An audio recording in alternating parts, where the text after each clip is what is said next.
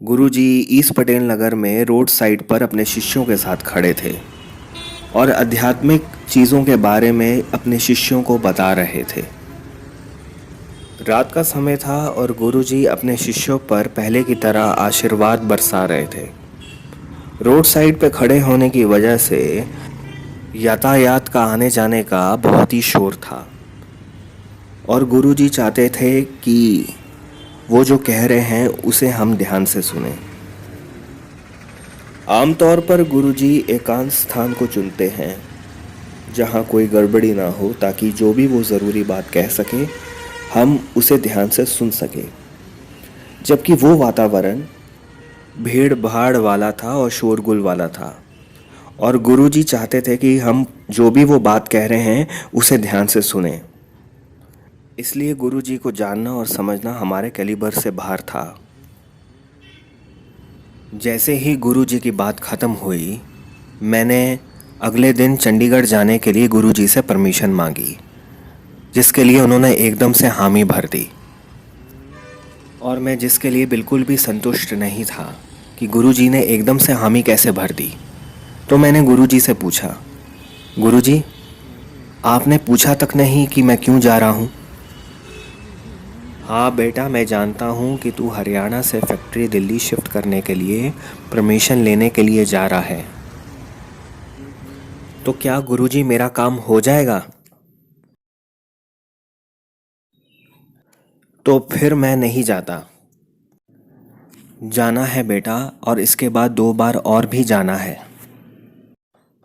और वैसा ही हुआ जैसे गुरुजी ने कहा था। 3 बार जाने के बाद ने मुझे परमिशन दे दी दिल्ली में फैक्ट्री लगाने के लिए, लाइसेंस के साथ और रजिस्ट्रेशन के साथ। जब जिला उद्योग अधिकारी ने मुझे अनुमति का पत्र दिया तो वह अपनी आंखों पर विश्वास नहीं कर सका और मुझसे कहा कि मैंने अपने जीवन में पहली बार ऐसा पत्र देखा है कि एक सरकार ने दूसरी सरकार को फैक्ट्री शिफ्ट करवाने की अनुमति दे दी हो। और उन्होंने मुझे व्यंग मारकर एक ऐसे पूछा कि आप कौन हैं शेखरी साहब? मुझे याद आया और एहसास हुआ कि जब गुरुजी मुझे नियमित रूप से गुड़गांव ना आने के लिए डांट रहे थे, मैंने शिकायत की कि ज़्यादातर समय गुरुजी मैं सड़कों पर ही गुजारता हूँ।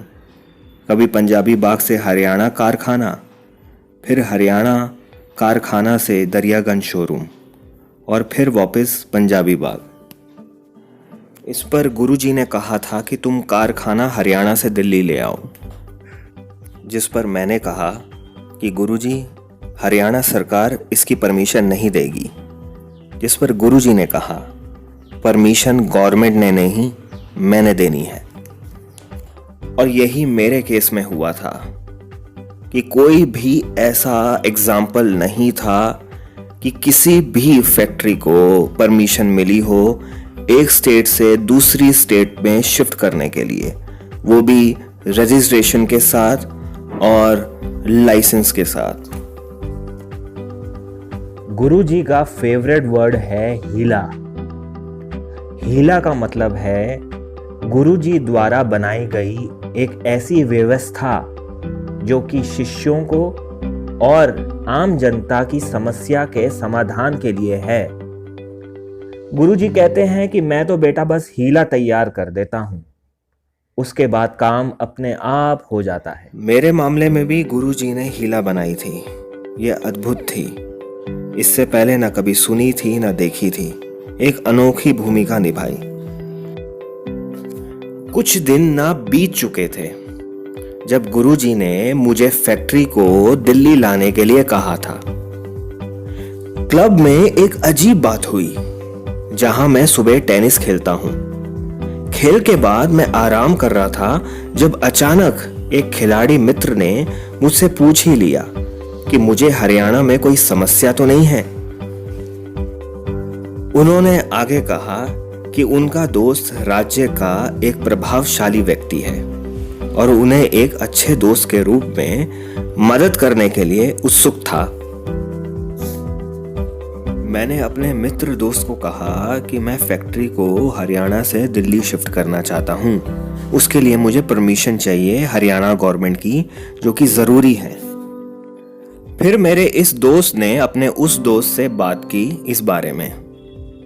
उस दोस्त ने हमें चंडीगढ़ बुला लिया और अपनी पोजीशन का इस्तेमाल करते हुए हमें इस प्रोसेस में मदद करी। लोगों ने कहा कि यह काम बिल्कुल असंभव था, लेकिन ऐसा हुआ। ये गुरुजी का हीला है, जिसे उन्होंने उस रात सड़क के किनारे बनाया था, जब मैंने चंडीगढ़ जाने की अनुमति मांगी थी। ये उम्मीद ही नहीं थी कि मेरा दोस्त खुद मुझसे आकर पूछेगा कि हरियाणा में कोई प्रॉब्लम हो तो मुझे आकर बताना। गुरुजी कृपा बनाए रखें।